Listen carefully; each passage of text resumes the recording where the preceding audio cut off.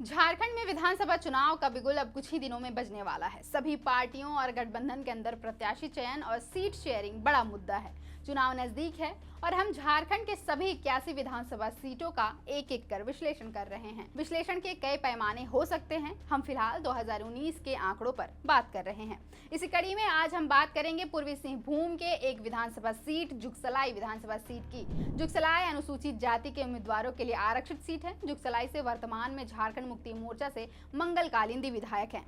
विधायक मंगल कालिंदी पिछले साल एडीआर की रिपोर्ट के कारण चर्चा में आए। एडीआर ने पिछले साल 15 जुलाई को देश के सबसे गरीब 10 विधायकों की जो सूची जारी की थी, उसमें मंगल कालिंदी 5वें नंबर पर थे। रिपोर्ट्स की माने तो मंगल कालिंदी ने 2019 के विधानसभा चुनाव में अपने शपथ पत्र में कुल 30,000 रुपए की चल संपत्ति की घोषणा की थी, जिसके बाद मंगल कालिंदी झारखंड की राजनीतिक गलियारों में चर्चा का विषय बन गए थे। रिपोर्ट्स की माने तो मंगल कालिंदी ने 2019 के विधानसभा चुनाव में अपने शपथ पत्र में कुल 30,000 रुपए की चल संपत्ति की घोषणा की थी, जिसके बाद मंगल कालिंदी झारखंड की राजनीतिक गलियारों में चर्चा का विषय बन गए थे। खैर, अब हम अपने सीरीज में आगे बढ़ते हैं और आपको एक बार फिर से बता दें कि हम अपने सीरीज में झारखंड की 13 ऐसी विधानसभा सीटों की चर्चा कर रहे हैं, जहां 2019 के चुनाव में अगर भाजपा और आजसू गठबंधन के तहत लड़ती तो नतीजे कुछ और भी हो सकते थे। हम 2019 में मिले भाजपा और आजसू के वोट को मिलाकर ये आकलन कर रहे हैं और अगर स्थितियां 2024 में भी 2019 के जैसी ही रही तो एनडीए को सीटों में बढ़त मिल सकती है। हालांकि झारखंड की जनता का मिजाज क्या है, ये तो चुनावी नतीजों के बाद ही पता चल पाएगा। बात करते हैं जुगसलाई विधानसभा सीट की 2019 के आंकड़ों की।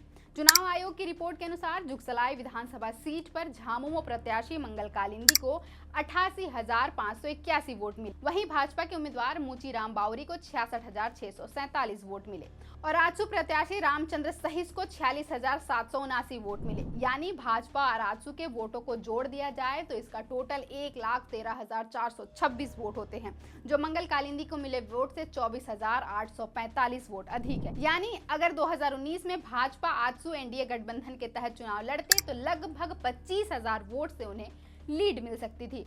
हालांकि अब 2024 में भी एनडीए को इन वोटों का फायदा मिलेगा या नहीं, ये तो आने वाले वक्त में ही पता चल पाएगा। अब जुगसलाई सीट के इतिहास पर एक नजर डालते हैं। 2005 में झामुमो के दुलाल भुइयां जीते। 2009 के विधानसभा चुनाव में रामचंद्र सहिस आजसू की टिकट से जीते थे। 2014 में रामचंद्र सहिस आजसू से दूसरी बार जीते। रामचंद्र सहिस ने झामुमो के मंगल कालिंदी को लगभग 25,000 वोटों से हराया था।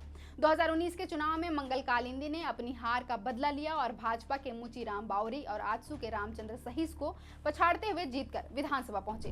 भाजपा अब तक जुगसलाई में अपना खाता नहीं खोल पाई है। हालांकि नेता प्रतिपक्ष अमर बावरी इस सीट पर भी भाजपा का दावा ठोक रहे हैं। उन्होंने कहा कि लोकसभा चुनाव के दौरान जुगसलाई विधानसभा सीट में पार्टी को अच्छी बढ़त मिली है।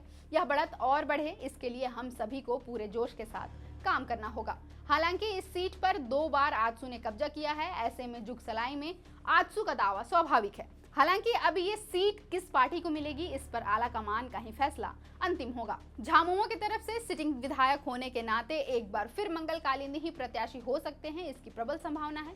हालांकि अब तक इसकी आधिकारिक घोषणा नहीं की गई है। फिलहाल के लिए इतना ही। देखते रहें द फोर्थ पिलर।